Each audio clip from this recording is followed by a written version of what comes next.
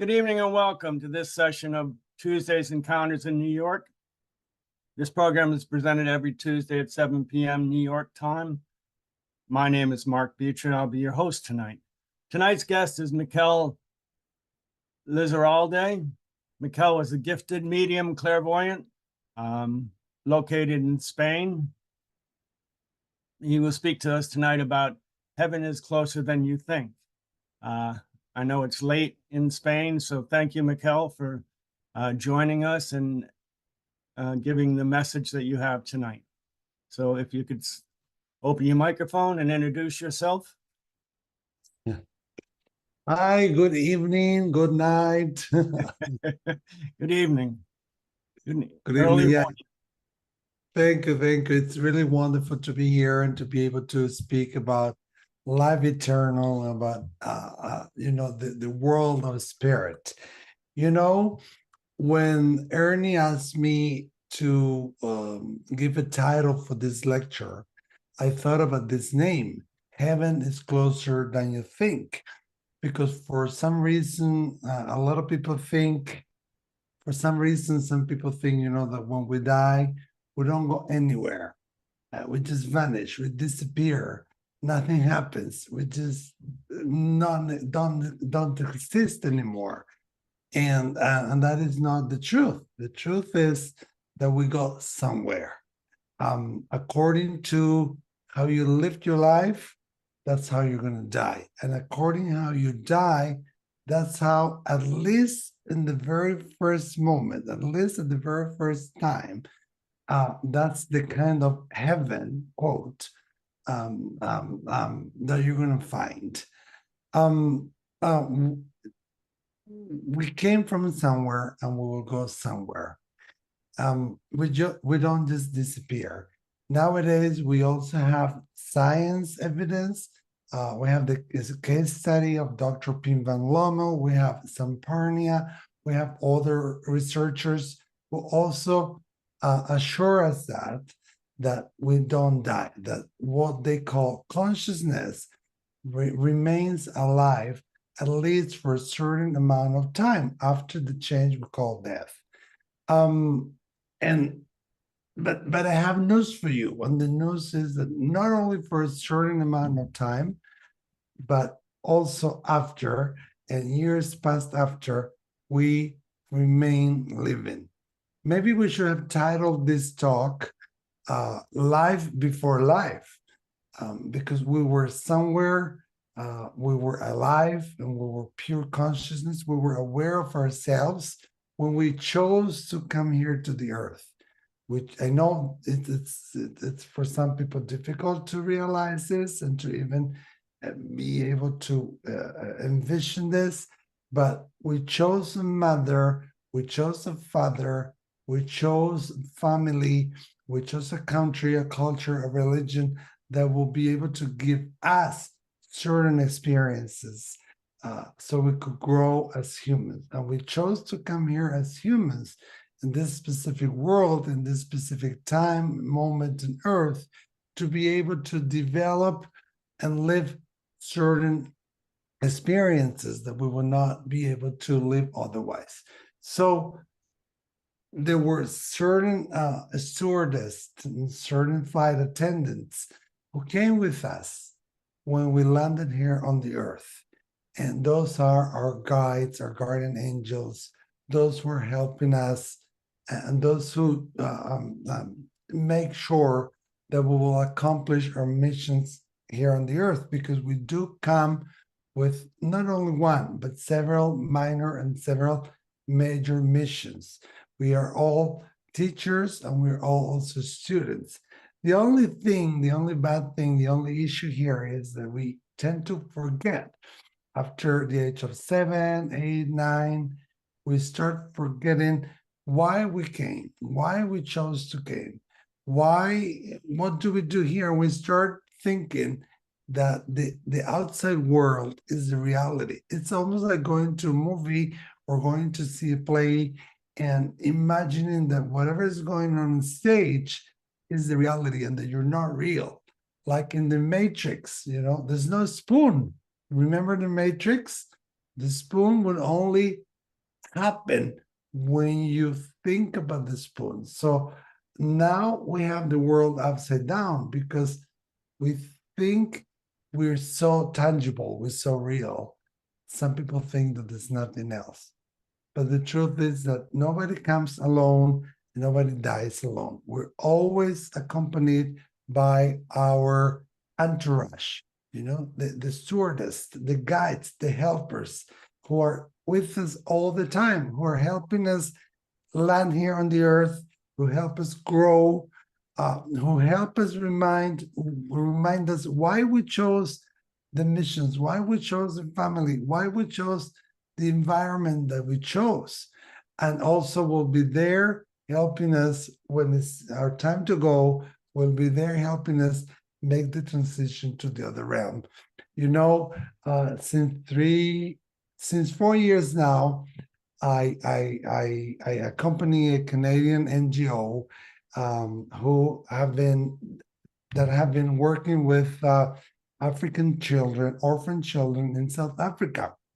And I kind of took on their mission. I kind of hopped on their board because after the what happened in 2020 and everything, they didn't have much help and they were in great need of help and resources. So I decided, because children have always been very dear to my heart, I decided to go to Africa and to try to help them in every way possible, not only in material ways, in every way possible, help this organization and help these children. Well, they really taught me a lot. These children, they don't have much. All of the children are orphans. Some of the children have severe malformations. They're born with two heads, with a big head, with a small head, with no arms, with little legs. The organizations receive very little to not much help, and we try to be of help, but they are always laughing, they're always singing, they're always happy, they don't have much. They don't even know what they're going to be eating that night. They don't even know if they're going to have a mattress to sleep on the next night. But they're always thankful. They're always grateful. They're always happy. I remember the first child I met, Sama, it's her name. Now she's 11 years old. At the time, she was 7. We don't know where she came from. We don't know her background. Her mother left her at a train station on the train tracks because the child reminded her of the child's father, and now she had a new relationship, and she didn't want to have anything to do with the child or with the father. So she hoped, that a train would run over her. When I met this child, I was really in tears. They cut their hair really short because of lace and everything. And it was our summer, but it was their winter, so it was 20 degrees Celsius, and it wasn't much for them. So she was wearing a sweater, and this sweater had holes all over the place, And when I saw that child with that hair, with that sweater, and I learned about her when I learned about her case, I started crying. And they have 10 or 11 languages in South Africa. English is not her first language, but in her broken English, she told me, please don't cry. Before I had a mother, but I didn't have love. Now I don't have a mother, but I have so much love. So to me, that was a great lesson. When you think about why should somebody choose to be an orphan? Why should somebody choose to come with HIV or with malformations or with that little child we have in Kimberley in South Africa? We have this child. Her name is Hazel. Hazel was born with 3 heads. She had no mouth. She had no nose. She only had like a big hole. And again, when you touch these babies, everything about them is pure love and happiness and joy. So I didn't think for 1 minute that they were lucky to have me helping them out. I thought, on the contrary, these are very evolved souls who chose to come to allow us to be in their presence, to allow us to be able to be of assistance, and to prove us and to assure us that even though their physical body is not perfect, no matter what happens in the outside world, their soul is perfect and it's pure. And every year I go, after I come back, my family tells me that I come back, but my soul doesn't come back for another month or so, because I keep talking about these beautiful children, and what they do and how they perceive life. And it's really thriving to be in their presence, because it shows you the power of God, and the power of being connected to the source, and the power of how the power of gratefulness and the power of joy, how by just being in the moment, because they don't have anything else, they can be so connected. And even though they don't have nothing material, they have everything, much more that we will ever dream to have, So I wanted to bring this up because I think it's important to realize that he did, she did, they did. No, you chose to be here because there's a lesson, because there's a reward, because you're walking through a path. So think about what is going on in your life.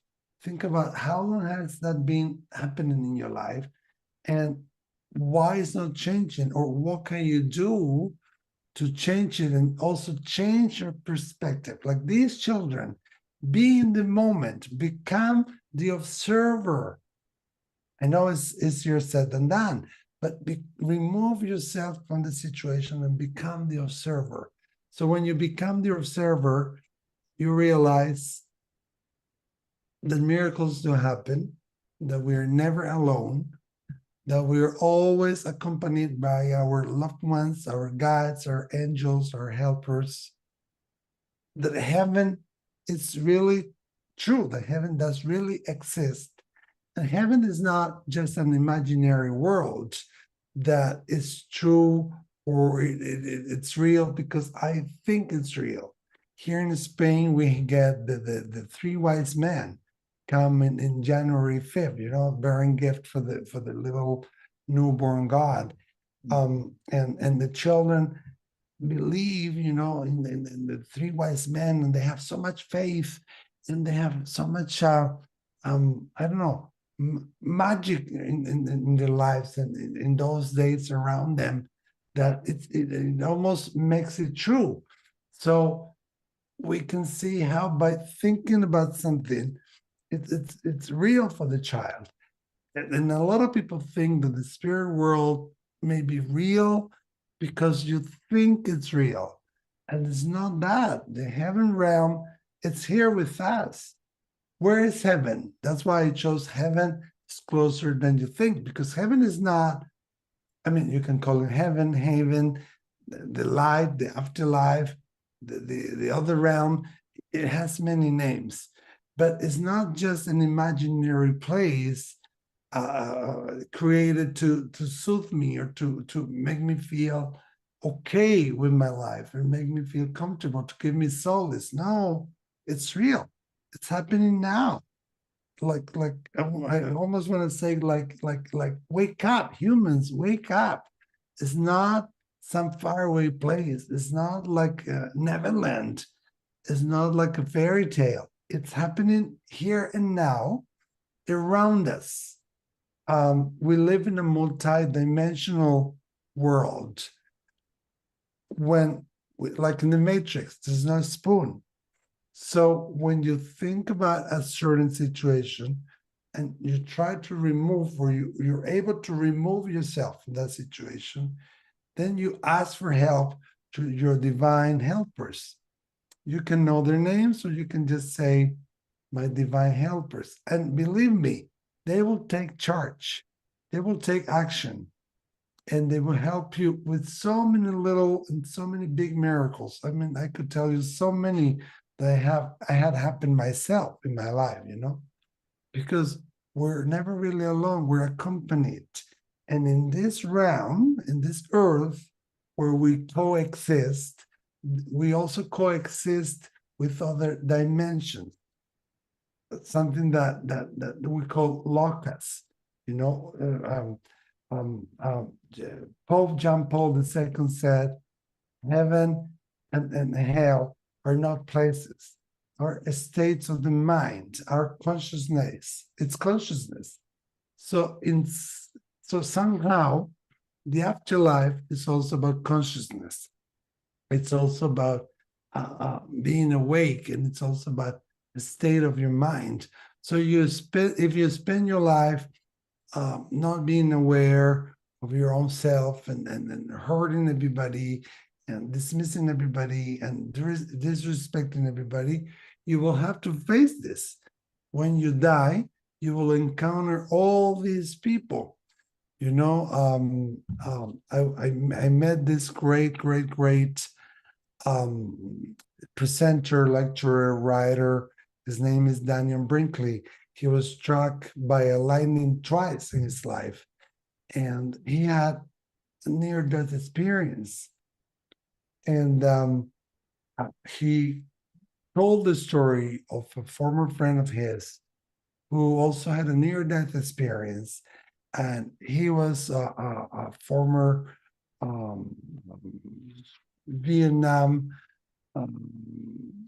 veteran. So when he had this near-death experience, he was able to see all those people that he had killed waiting for him. And they weren't there pointing fingers at him. They weren't there to blame him. They weren't there to ask for explanations. They were there to forgive him and release him from his pain. That's amazing. I mean, when you think about it, they were there to release him from his pain. And they said, we don't need to be released. We don't need your forgiveness, but you need ours to be able to move on. And now go back to the earth and tell everybody what just happened here. And he became a presenter, a lecturer, a teacher, a great person. I cannot remember the name right now, but maybe it will come to me later, So what else do we need? We have so many people who had so many near-death experiences. We have now science backing up the theory that is not really the theory, it's really the reality, that we don't die, that we continue living after the change we call death. And we have so many encounters, so much evidence through mediums, through dreams, through out-of-body experiences, through astral traveling. So what else do we need? How many more encounters do we need to have to be able to say, hey, I'm awake? Because when you are aware that life doesn't just end when you die, your entire world changes, your entire perception changes. The fear of death changes. And that also makes you more difficult to be manipulated and to be played games upon. And it empowers you. And when your time comes, when is your time to go? Will you know what to do?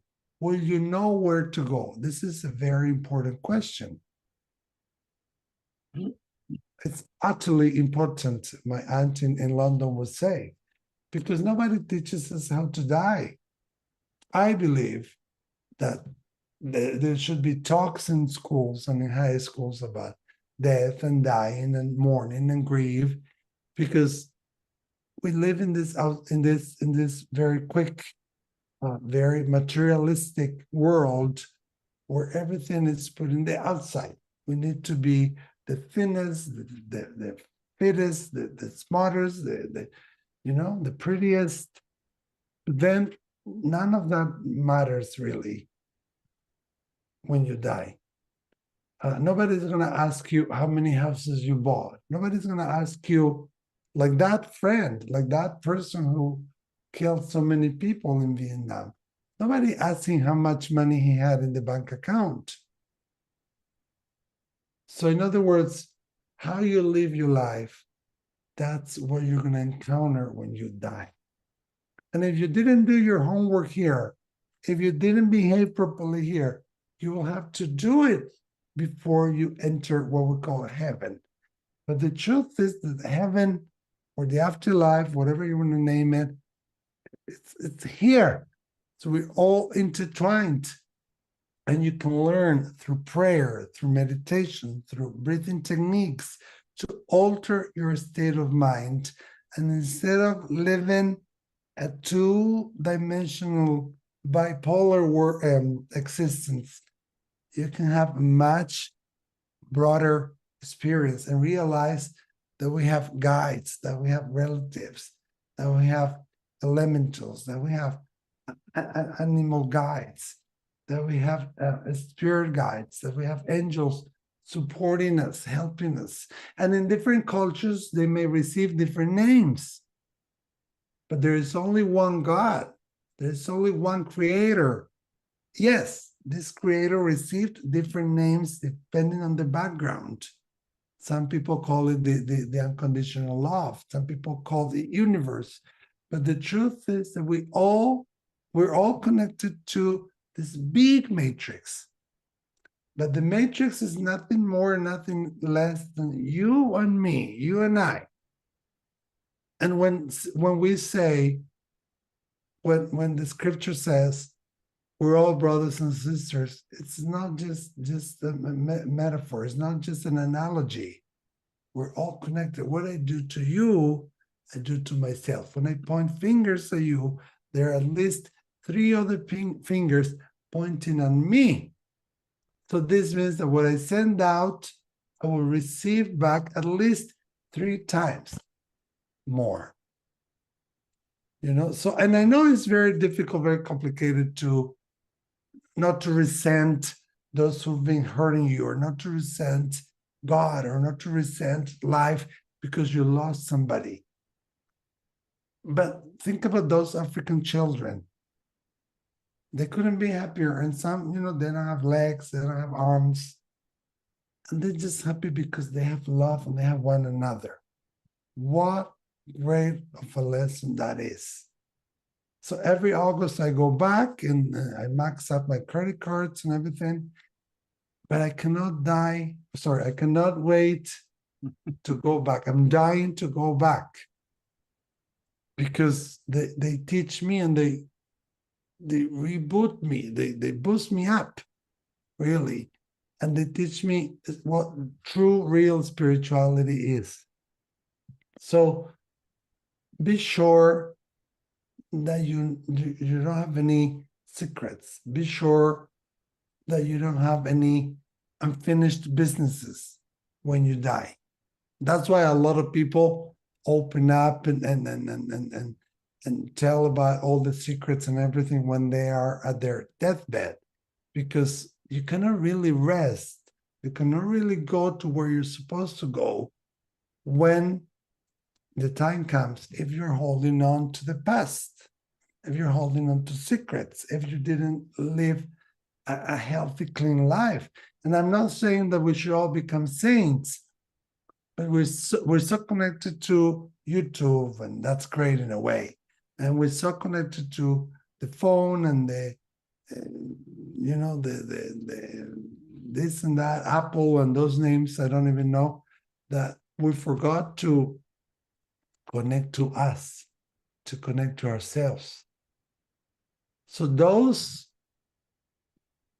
that entourage that came with you and has been helping you out all your life are not going to be very happy when you die if you didn't even remember to be you, to connect to yourself. And once you do that, then you can open up to connect to the other realms, to the spirit world. The spirit world is not an imaginary world. The spirit world is real. The spirit world is a loving place. Some people have crazy ideas that the spirits can attach to your liver and they can separate you from your spouse and they can curse you, they can do this and that. And that is absolutely not true. When you die, you will go with your character, with your personality.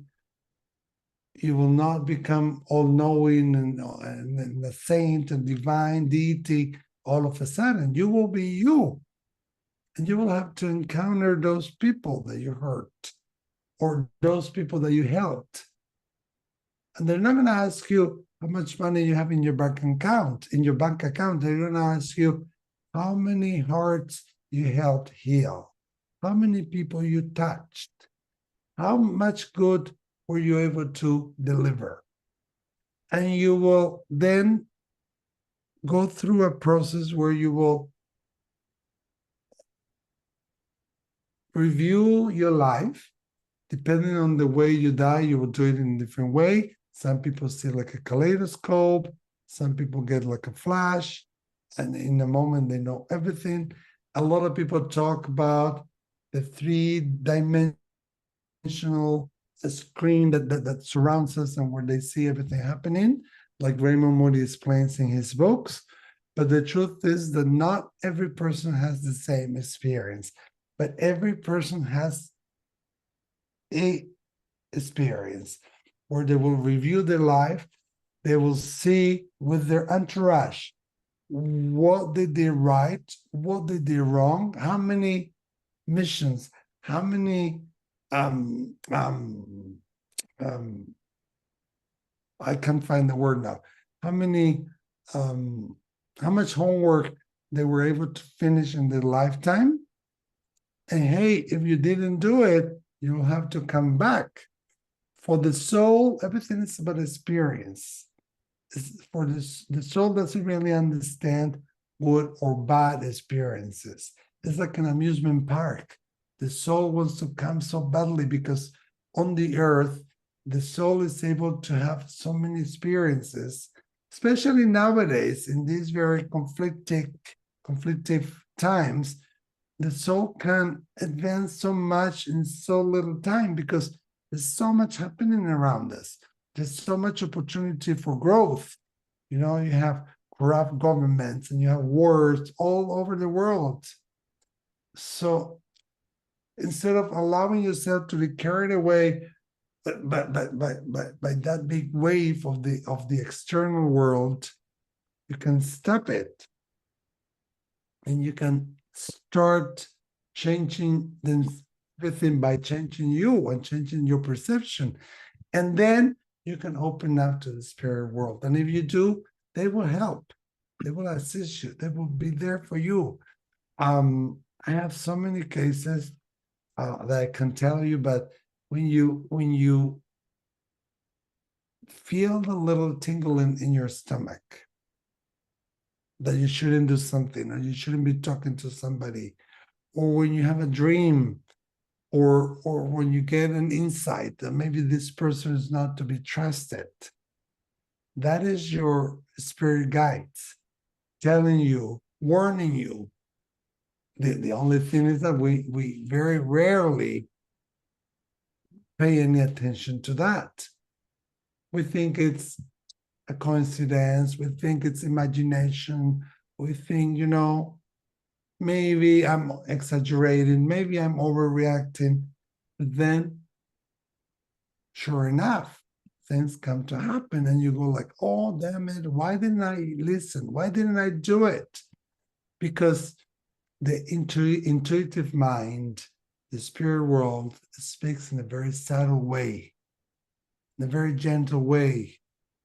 only when you really develop a relationship is sometimes, not always, sometimes more forward, a more a stronger connection, you know. And they're always there. They're always happy to help. They're always willing to help, and they're listening.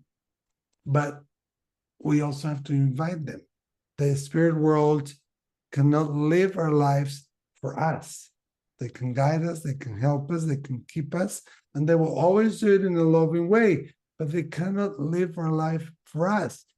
So in the end, after all the warnings that you received, if you still consider you should pursue something, you will always have your free will to do it, because that is part of your download kit. When you downloaded your incarnation kit here on the earth, that's part of the contract, you know, the free will to be able to do as I wish.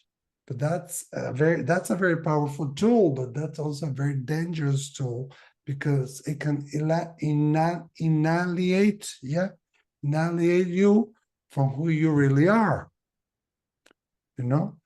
And we all go somewhere. There's no such thing as we vanish and we disappear. There are different dimensions, and depending on your consciousness, depending on your awareness, depending on how you live your life, you will go to either one level or the next level.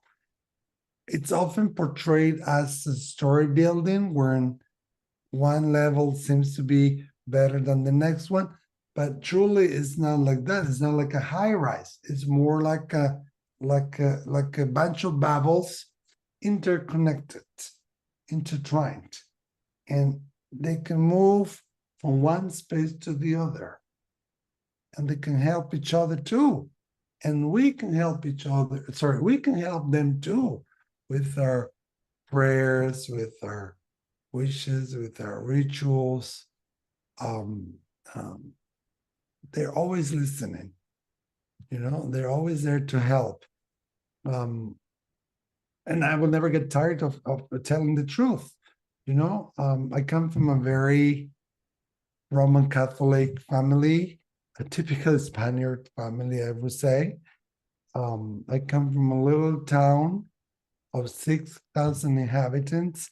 So when I was growing up and I was seeing my dead relatives and I was describing them, and I was giving older people in my family, big Catholic family, messages from their loved ones who had passed on that I never met, it was very difficult.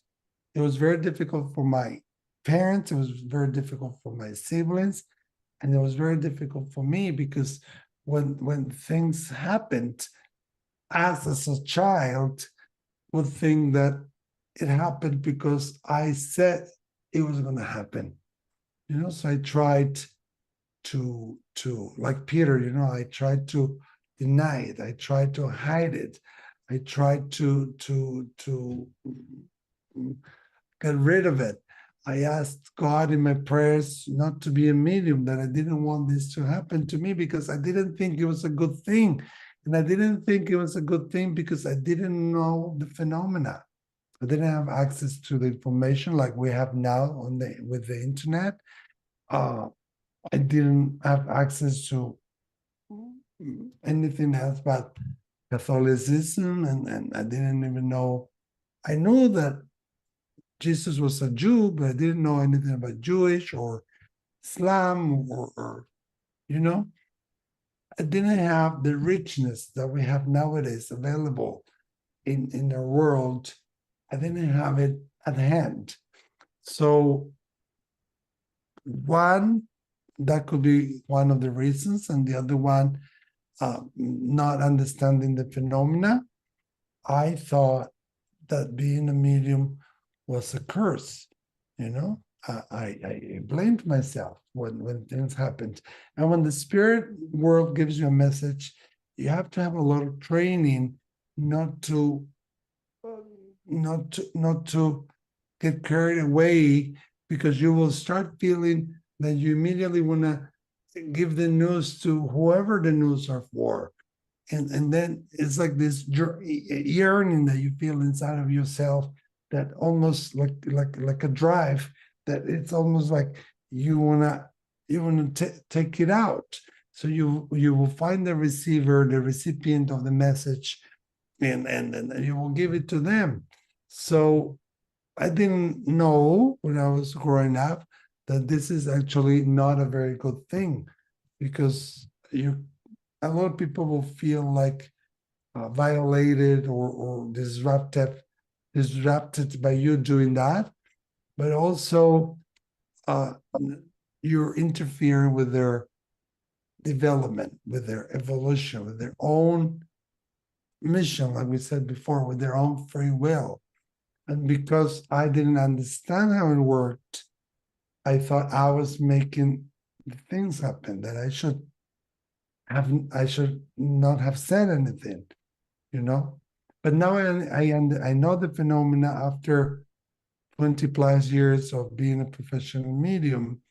I think I understand the phenomena quite a bit. And I know the spirit world is a loving place, and it's a loving world. And they want to help us, but we need to be helped. But the spirit world is here. It's not just a place for some people. It's not just a connection that only a few people can make. You have the gift. Everybody has the gift. It's part of who we are.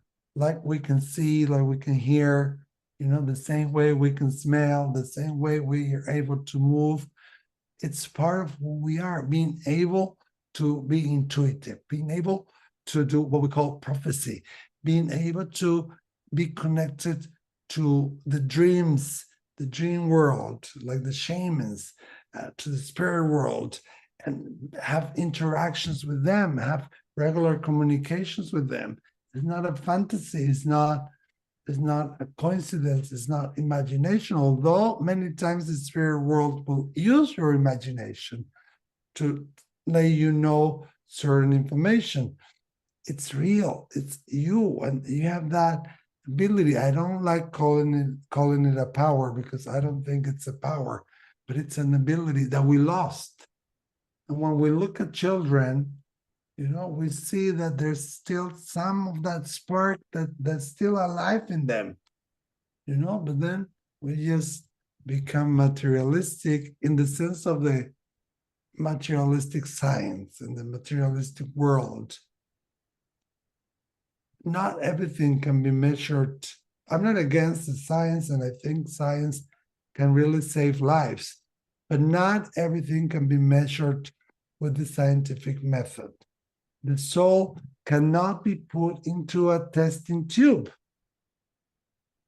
We're beyond that, we are much grander, much more magnificent than that. So trying to really understand the immensity of the universe from the materialistic scientific point of view is like trying to empty the ocean with a little scoop. You'll never get it. You will never accomplish anything. You will get tired of trying to do something, and you will think that little effort that you're making, that little corner of your world, you will think that is the world, but you will miss on the entire ocean and what the experience is really about. So I would encourage you all to learn about the spirit world, to call upon them, to ask them that you want to be in touch with them, that you want to be in communicating with them. Maybe it's important to add that you want to do it in a way that you will understand, because a lot of people ask for science, but then they don't understand the science. And I would encourage you also to get some sort of like a habit, where you set out the intention of getting in touch with your guides and your helpers, and you will see that your entire vision, your entire perception on life and the experiences about life will change. Sometimes the spirit world will give you messages that are not easy to digest, because life is about experiences. Remember that. So we are not just the witnesses to our lives. We are living the life, and the moment is now. Like for those African children, and you can really wake up and make something different out of it. So I think we have some questions now. Mark? Um, yes, yeah. Are there any particular authors that you follow that to sort of understand and to reinforce your feelings about Oh, the yeah, of helpers? course. Yeah, of course. To me, the great Raymond Moody, who is also a dear friend of mine, Life After Life and Glimpses of Eternity by Raymond Moody. Um, Daniel Brinkley has a few books, Evan Alexander, David Lorimer. Um, um, I, I would ask you to try to follow the work of Sam Parnia. He's doing great work. I think he's in California or New York, maybe New York. I'm not sure right now. And maybe to quote some of the classics, maybe Allan Kardec and Sir Arthur Conan Doyle. Okay.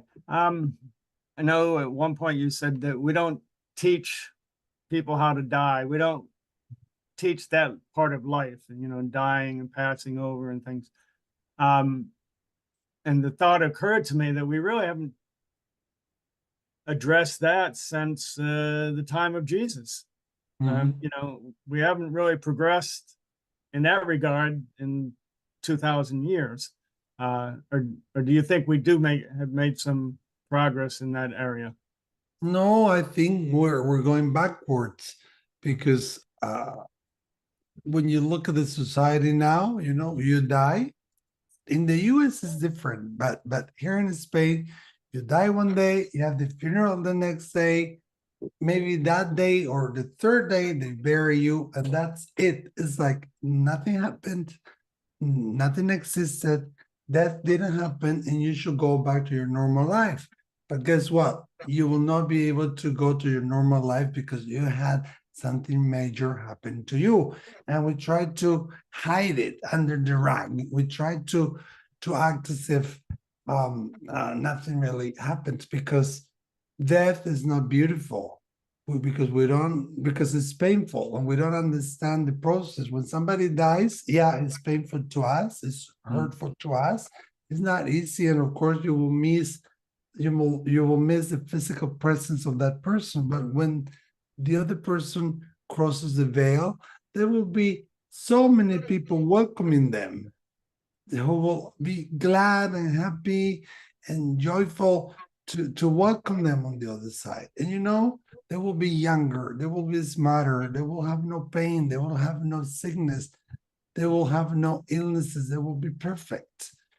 And I think that's something that we should uh, also try to focus on. But before, in the olden times,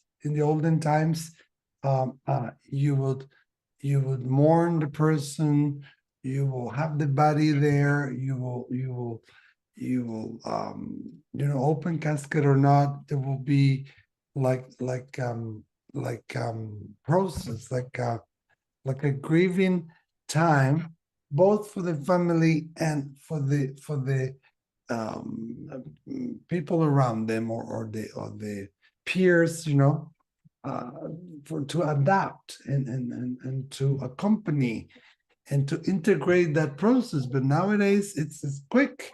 It's very, very quick. When my father went to heaven in 2017, um, it was tough, of course, but it was very beautiful because he knew where to go. Even though he was very Catholic, very Roman Catholic, through me, he opened up to the spirit world, and he had spirit encounters himself. And because he had not religious, but that spiritual background, he was at peace and he was surrounded by all of us, and that makes a difference. And we told him what was going on. We explained to him what was going on, and we talked amongst ourselves about what was going to happen, and we didn't hide anything from him. But nowadays, it seems like everything needs to be, hidden and not talked about, and it's almost like it's not a natural thing to die, and people want to deny it, but you cannot deny it. So we need to be more aware that this is an integral part of who we are. And like, I remember, when my father died, I have friends in Michigan and in Canada and in California, and they wanted to come for the funeral, and I told them, don't come because you will not have enough time. I know in the US it's different than in Canada, but in Spain it's very quick. 1 day or 2 days after you pass, there's a funeral and the burial and gone. So they were in shock, my friends. They said, we want to come and you're telling us not to come. And I said, no, because everything's going to be so fast that you will not be able to get here on time, And I think that we need to take away all the drama and take away all the kind of Hollywood decorations and stories that lie around the dying process, and try to integrate it. Funny enough, when my father died, my nephew, who was at the time 4 or 5, he went to see the open casket, and he greeted my father and he gave him a kiss, and he said, oh, okay, you're sleeping now. I'll see you somewhere, sometime, somehow. Mm. And I thought that was so clever. Nobody told him to say that. Nobody explained anything to him, but he knew internally. Now he's older, he doesn't remember he said that, but he did, and he wasn't crying, and he was happy to say goodbye to his grandfather because he knew that sooner or later they will be reunited. And he knew because he brought that knowledge with him. We didn't tell him that. Right. And somehow we lose that, And yeah, it's important to know what is the capital of Russia, and it's important to know, I don't know, the when the historical events happened. And but the same way we explain children how a baby is born, how they should be safe in their intimate relationship and intercourse, we should also be able to teach them about the dying process and how to behave and what to do. Absolutely. Um, when you get a message as a medium from the spiritual, how clear is that to you, or how much interpretation do you have to No. include It's of very your own? clear. Very clear? Very, very clear. There are different types of mediums.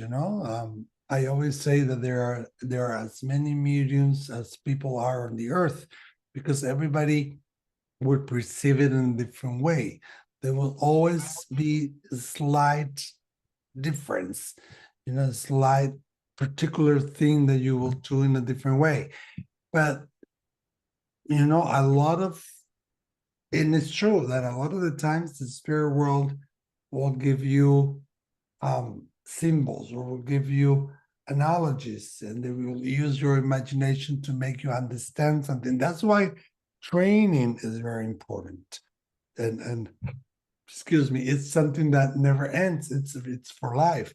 But when the spirit appears, or when the spirit talks to you, it's clear, like day and night. It's when I see spirit, it's like when I see you. You know, sometimes I see them from the waist up, and sometimes I see them, just their face or from the chest up. Even when I see them in full body, I don't usually see their feet. And sometimes the tissue and the flesh here in this area is not as thick, but I can describe if it's white, black, Caucasian, Oriental, what they look like, what they say, what they're doing. That is what we call proof of survival mediumship. And the medium should be able to give evidence. The evidence should be valuable, yes, of course, but provable, and there should be some sort of guidance or insights. Think about your relatives. Uh, why would somebody come to you and say, "Oh, you're going through one of the roughest times in your life"? No, if the spirit tells you that, they will also tell you how to walk out of that situation. They will give you clues, you know? And some people find that fascinating because they think it's kind of crazy that the spirit world will give you guidance, but that's mediumship, and that's what they do. They will want you to get the best of the experiences that you can get here on the earth. So they will help you achieve that. Yeah. Sometimes parts of the message can be blurry, but usually, especially when you are a trained medium, you will get at least the majority of the message very clear. And also, I know because of my training, like when is my mind wanting to say something and when is really spirit. The most difficult cases I had was to my own family and to my own loved ones. The less I know about the person, the better, because once you know something about the person or have a relationship with the person that you're giving the message to, your own emotions can get in the way, and because you don't want anything bad to happen to them, and you don't want to give them bad news. So you try to control everything. So then you're blocking the experience by doing that. Okay. So if I don't have the facility to receive messages myself, and then you represent me to the spirit world will send messages to me through you. Mm-hmm. That's okay. Kind of, yeah. I'm like a telephone, we call someplace. We don't call. It's difficult to call a person. We call the spirit world, and probably the person that you want to speak to will come. But first, those who have the need to talk, especially if there was something unsolved or there were secrets or there was something that was not cleared up or they were not able to say their goodbyes, those people will come first. It's not about you or who you want to speak to. It's they that choose who they want to speak to here on the earth. And it's based on really being able to heal, really being able to um, share light into a person's life or into a particular situation. So it's not exactly like an avatar, It's more like a telephone booth. But you can also learn how to develop the gift, because everybody is born with a basic gift of clairvoyance, clairaudience, and clairsentience. Everybody has at least those gifts, it's part of who we are. But maybe you don't realize you're having those messages because we think, oh, it's imagination, oh, it's coincidence, it's a coincidence, oh, it's a repeat. Those repetitive thoughts that we get, those repetitive feelings that we get when we say things like, oh, I have to call such and such, or I have to go to this place or that place or do this. And it comes often. That could also be a spirit message because they will use what you have at the level of your awareness, at the level of your own development and your own consciousness.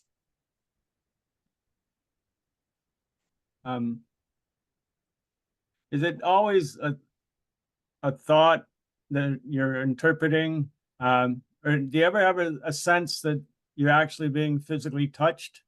Oh, yeah. Yeah. Not long ago, I had this lady, I was reading for this lady, and her father was standing there, and he was very impatient.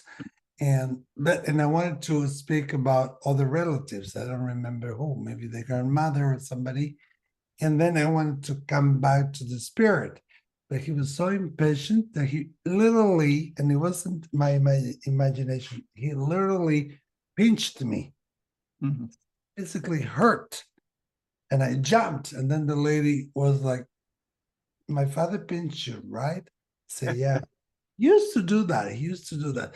So there will be ways their personality will come through. And when you see spirit, and I want to make that clear, when you feel spirit, it's not just an imagination. It's not just something in your mind. It's not just a thought. When you can feel it, and you will feel it, and you can get physical feelings. You can get goosebumps, and you can get like almost like a spider net. So we're touching your skin, temperature changes. You might feel that you're being touched, physically touched, or hugged, or supported. You might even feel or know a presence. And of course, you often see and you often hear. And when you see, you see. When you hear, because they speak to you like inside your cochlea, it's very, very clear. There's no doubt. Oh, maybe they maybe they said that, but they meant that. No. It's very, very, very clear. It's usually like short sentences or short words. It's not like an encyclopedia, but it's very, very neat and very, very clear. And depends on the medium also, and depends on your day, because we are imperfect, and as imperfect people, we have different moods, and we have different days. Our days are different, so you're not always at your 100%. So you need to also learn how to acknowledge that in you.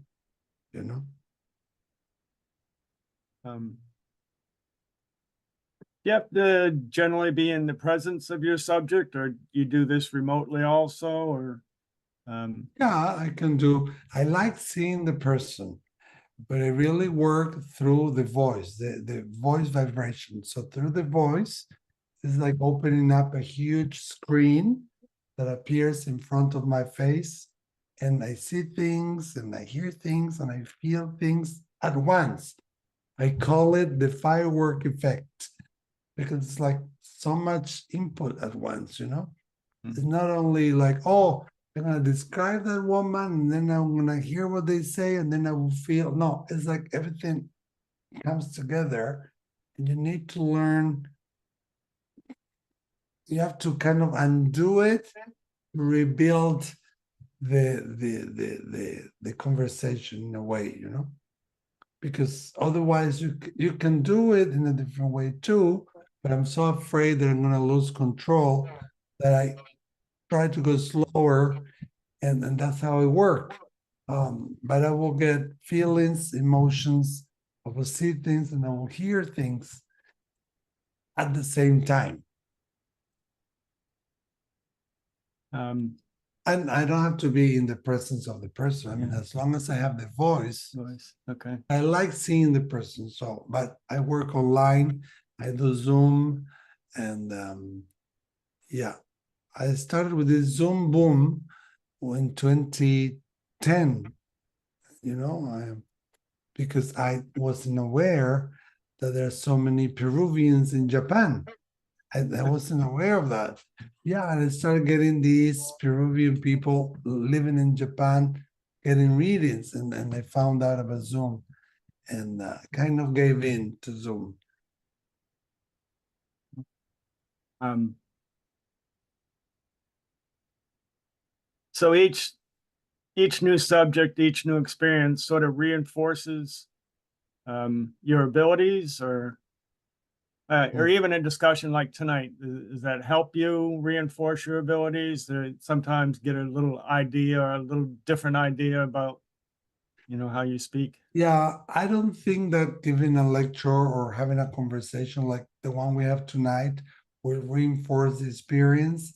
But sometimes, if you're doing what we call like inspirational talk, you may get some inspiration to say something in a certain way or to speak about a specific topic. Like there were a few things I spoke about tonight that I hadn't intended to, but you feel also what the people need to listen, and the spirit world gives you that information. So you need to be open to allowing new ideas also come, I don't like working with a script.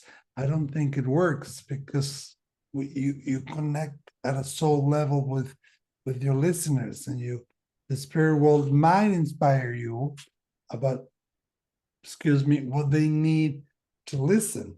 But it doesn't like per se reinforce my ability. But doing readings and working on a daily basis in the mediumship connection, it does. It's like a language, the more you practice, the more you speak it, the more fluent you become and the better you become at it. And when you don't speak it, you don't lose it completely, but it gets rusty. You know what I mean? So by doing readings, and especially by doing readings on a regular basis and working with the field, that it does help. It does help you. I wouldn't say develop, but probably like increase your ability or become more fluent with your ability. Do you get messages about just the world in general, about maybe things that might be coming up, a little bit of future knowledge of the world? Not with a subject you're working with, but just in general, you get a message.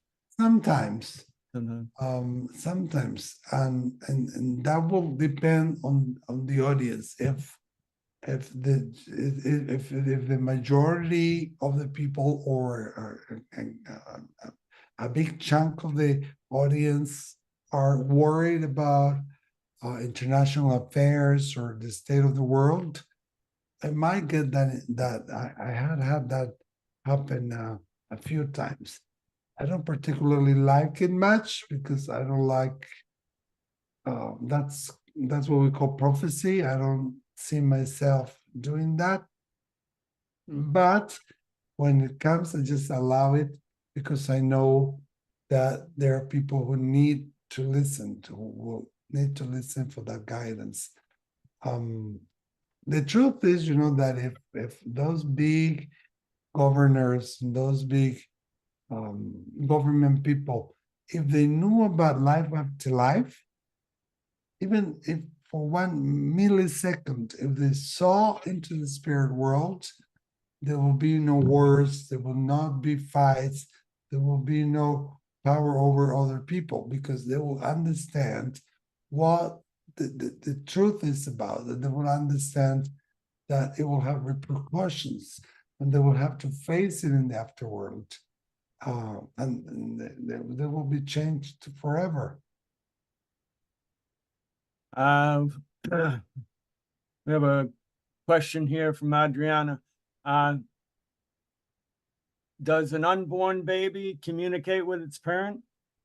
Yes, that's very funny. I call them moon baby. I call them moon babies because when an unborn child, especially before before the month, the 6 months or the 5th month, when they come to me, I usually only see the face. They have a body, but they don't have a physical body. But this is just how they present themselves to me. So I see their face, and it's glooming, it's full of light, and they're usually circling around the mother. That's why I call them moon babies. And they do communicate, but it's not quite the same level of communication. It's more on the emotional level, is more on the thought level, and maybe it's not as deep. But yeah, there are communications all the time. Sometimes the mother doesn't even know they had a miscarriage, and the soul comes, the soul appears. So it's like a little angel that will accompany the mother, and sometimes it's very healing. When the mother has remorse or is suffering for a decision they had to take, or just because it didn't happen for them at the time, the soul will come to give them solace. And they will explain, and that's important, they will explain why the situation was the way it was at the time. Well, finally, from me anyway, spirits that incarnate, do they always incarnate as in human form, to your knowledge? Or That's an interesting question. There are some religious movements that say that, we can come back as bees or as frogs. I don't believe that. I don't believe in that because it's not my experience. First, we have to go somewhere. We have to go to the other realm, and you will stay there for some time, especially if you were very tired and you had a very depleted and your passing was very difficult. You will first go to a place of rest, and eventually, and mainly, not always, but mainly as a choice, you will come back. And when you come back, um, you will, to my knowledge, and from my experience, my point of view is based on my experience, we will always come back as human beings, yes. But we often see pets that will come back as children in another life because they're so humanized that we often say, oh, it's almost like they can talk, So those special friends, the furry friends, will come as children many times. But to me, coming back as another animal, another being, will not be evolution. We're constantly evolving. Yeah. okay. Now I think probably Ernie's got information to post on how people could contact you. And is there one particular way you'd like to be contacted? I mean, you have my website, which is mikellizarralde.com. It's in 5 languages. So I think that's pretty enough. Or I have the social media. But yeah, I think the website would be the best, no? mikellizarralde.com. Okay, very good. All right, we have a small audience here. Does anybody have any questions?